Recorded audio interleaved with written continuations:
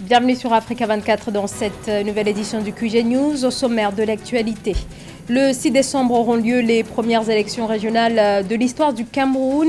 Un scrutin qui se prépare dans un contexte délicat. Les chefs traditionnels sont engagés dans la course. Reportage à suivre. L'opposition congolaise parle d'un échec à la suite des concertations politiques de Madingu qui ont rassemblé la classe politique du 25 au 27 novembre. Des pourparlers à quelques mois de l'élection présidentielle. Et le Rwanda est parvenu à collecter 93% des recettes fiscales prévues pour l'année 2019-2020, une performance à l'heure où la pandémie de Covid-19 a paralysé bon nombre d'économies dans le monde.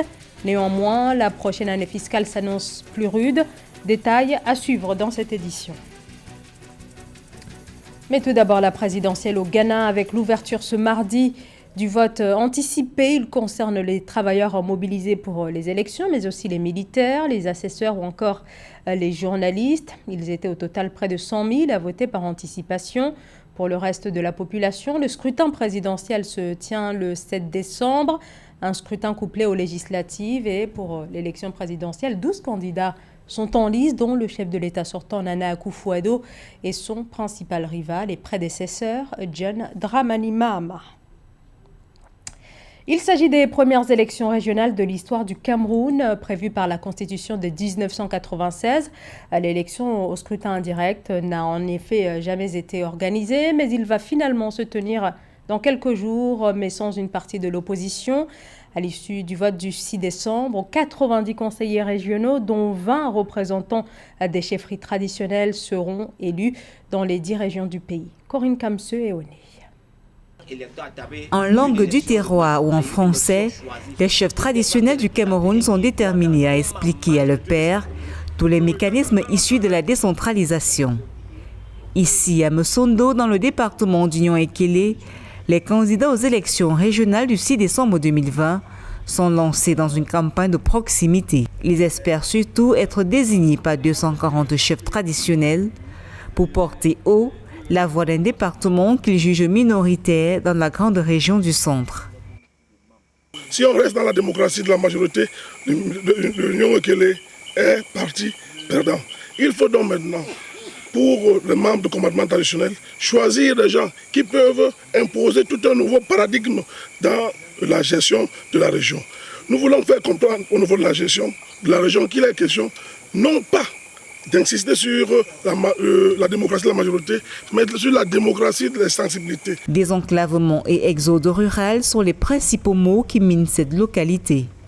De Sodibanga à Bengue, en passant par Yabi et Bichoka, le constat fait par ces candidats de la liste bleue est le même. Les villages se sont vidés de la population jeune, d'où l'urgence d'une véritable gouvernance et développement local qui crée des conditions d'épanouissement pour les populations. La jeunesse est un atout, majeur à l'édifice de ce que nous sommes déjà en train d'implémenter et de ce slogan qu'est le développement des populations.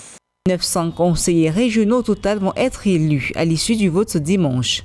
Depuis 1996, la décentralisation et la mise en place des conseils régionaux sont consignées dans la Constitution. Ces élections viennent ainsi asseoir des entités administratives qui vont faire des populations, des collectivités territoriales décentralisées, des ouvriers de leur développement. À 5 mois de l'élection présidentielle au Bénin, la Cour africaine des droits de l'homme et des peuples a rendu un arrêt très critique vis-à-vis de la Constitution révisée par le Parlement du Bénin en novembre 2019. La juridiction estime que le texte controversé doit être abrogé. La Cour africaine des droits de l'homme accuse les autorités d'avoir, je cite, violé les idéaux de la Constitution de 1990, fin de citation, et ordonne de revoir ce texte avant l'élection présidentielle fixée au 11 avril 2021. Pour l'heure, le gouvernement béninois ne s'est pas encore officiellement exprimé au sujet des recommandations formulées par la Cour africaine des droits de l'homme et des peuples.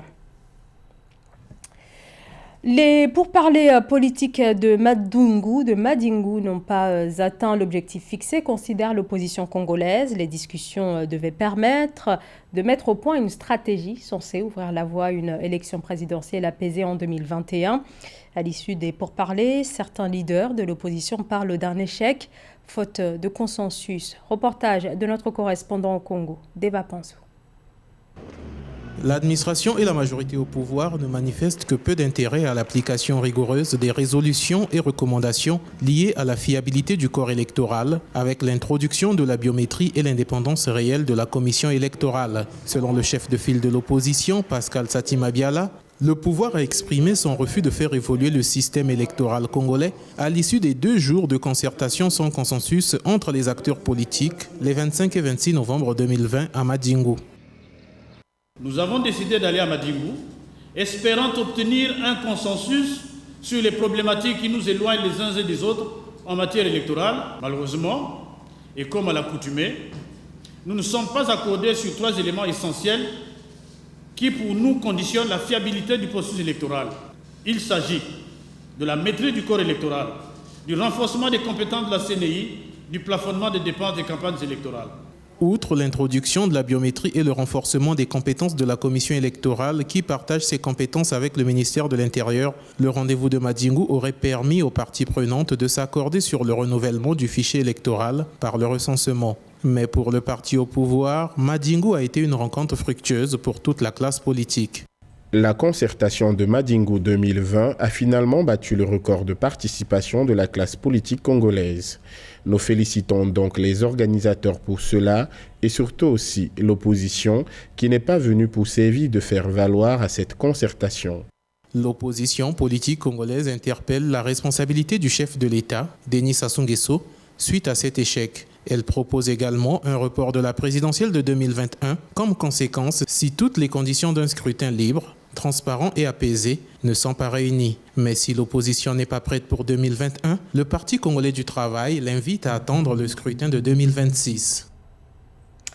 Malgré les graves effets de la pandémie de Covid-19 sur l'économie mondiale, le Rwanda se félicite de ses bonnes performances fiscales et pour cause, le pays a collecté 93% des recettes prévues pour l'année fiscale 2019-2020, mais l'année fiscale 2020-2021 s'annonce moins bonne avec une baisse de 10% attendue, une première depuis plus de 20 ans. Les explications dans ce reportage de notre correspondant au Rwanda, Frater Ndakia Isianga.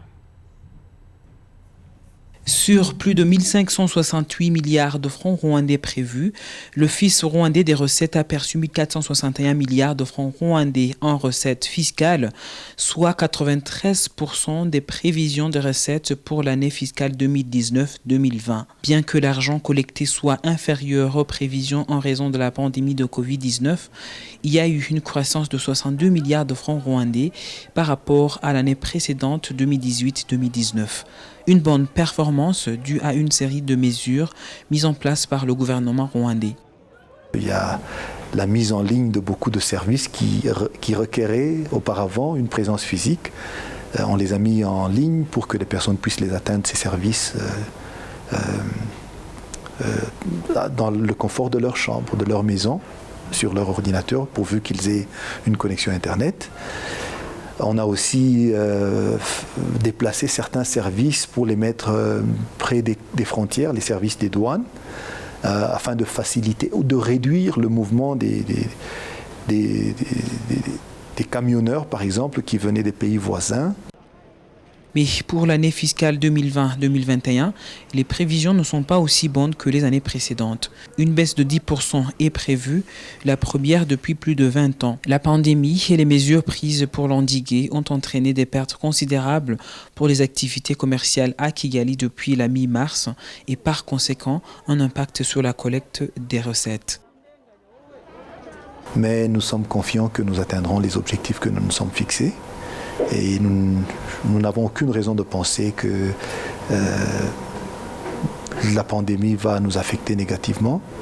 Nous reconnaissons de surcroît le rôle joué par le gouvernement dans les mesures qu'il ne cesse de prendre pour s'assurer que le pays ne devienne un bouillon de culture pour ce virus qui fait tant de ravages en Europe et dans d'autres pays, aux États-Unis.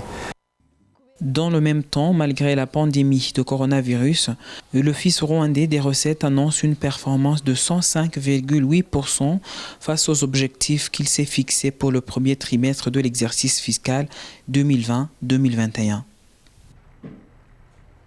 230%, c'est le taux d'inflation par an atteint par le Soudan. Cette flambée des prix vient s'ajouter à la dépréciation de la monnaie locale, une situation qui fragilise le quotidien de millions de Soudanais dans un contexte de transition politique qui fait suite à la révolution de 2018-2019, dont le but était justement de protester contre la vie chère. Aïssa Toubari.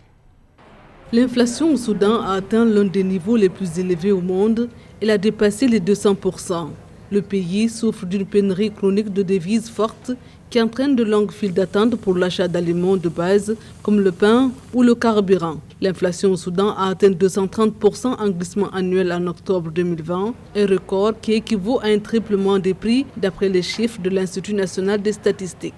Même la simple inflation, c'est-à-dire une augmentation effrénée et entretenue des prix dans une économie, a une conséquence extrêmement dévastatrice, notamment la diminution drastique du pouvoir d'achat. C'est dans l'intérêt donc des pouvoirs publics de combattre donc l'inflation, à plus forte raison l'hyperinflation. Ce sont la nourriture et la hausse des loyers qui ont pesé le plus lourd dans cette augmentation. En août, l'inflation avait déjà atteint 166,83%. Parallèlement, la monnaie nationale est en chute libre, oscillant entre 240 et 250 livres soudanaises pour $1 contre environ 85 livres il y a un an. Au taux officiel, $1 rapporte 56 livres. Toutes les réformes qui ont été envisagées par le pouvoir soudanais devraient s'articuler autour de ces 3 faisceaux de mesures que je viens d'indiquer, notamment la production locale encouragée, si ça n'est pas le cas actuellement. En plus, lutter contre la spéculation qui peut être entretenue par certains opérateurs locaux. Et enfin, procéder aux importations suffisantes, pas forcément massives, mais des importations suffisantes pour pouvoir honorer et assouvir les besoins exprimés par les populations au niveau du marché local. Le gouvernement a accumulé d'énormes déficits budgétaires en subventionnant le coût du carburant, puis a financé les déficits en imprimant de la monnaie. Rien qu'en septembre, la masse monétaire a augmenté de 7,13% selon la Banque centrale du pays. Une tablette éducative conçue par la start-up Switch Design est désormais mise à disposition de certains élèves du Bénin, un outil 100% local puisque la tablette Classe 19, c'est son nom, est l'œuvre d'un jeune entrepreneur béninois, Roland Unbadji. Plus de détails sur cette innovation béninoise dans ce reportage de notre correspondant Lefti Ounou. Roland Unbadji, jeune entrepreneur, et son équipe innovent dans le secteur de l'éducation au Bénin. À travers sa start-up dénommée Switch Design, avec ses collaborateurs, il a mis en place une tablette éducative intitulée Classe 19. Conçue pour son usage exclusivement pédagogique, cette innovation constitue un outil de soutien scolaire. Objectif, soulager les parents d'élèves en permettant aux apprenants de bien assimiler les cours. Classe 19 aujourd'hui devient pour les apprenants un soutien scolaire de qualité parce qu'aujourd'hui, chaque apprenant peut avoir sa tablette sur laquelle des professeurs certifiés offrent des contenus éducatifs qui parcourent le programme en vigueur pour l'année scolaire dans la classe de 3e. Dotée d'une application, la tablette éducative Classe 19 comporte un programme d'enseignement annuel constitué d'une kyrielle de vidéos axée sur 5 matières principales, notamment les mathématiques, les sciences de la vie et de la terre, la physique-chimie. Les cours sont faits par des enseignants certifiés des collèges. L'apprenant, quand il a la tablette, il ne peut pas faire autre chose. Donc, à l'allumage de la tablette, la seule chose qu'il puisse faire, c'est de lancer l'application Classe 19, de suivre les contenus et à la fin, de redéposer la tablette, de prendre ses cahiers, ses livres, de faire ses devoirs, mais il ne sera pas distrait. Et l'autre chose qu'on apporte également, c'est une application de contrôle parental qui est à disposition des parents pour permettre à ces derniers de suivre en temps réel ce que fait l'apprenant sur la tablette. Les tablettes Classe 19 sont disponibles pour la classe de 3e. Roland Unbadji et son équipe s'attellent à mettre en place des tablettes et des contenus pour les autres classes, notamment la terminale, à partir de la rentrée 2021-2022.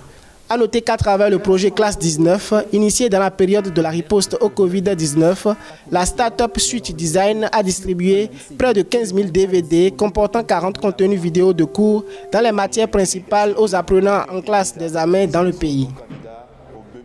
Ce journal a été réalisé par l'ensemble de la rédaction. Merci de votre fidélité. Dans un instant, une nouvelle édition de l'actualité sur Africa 24.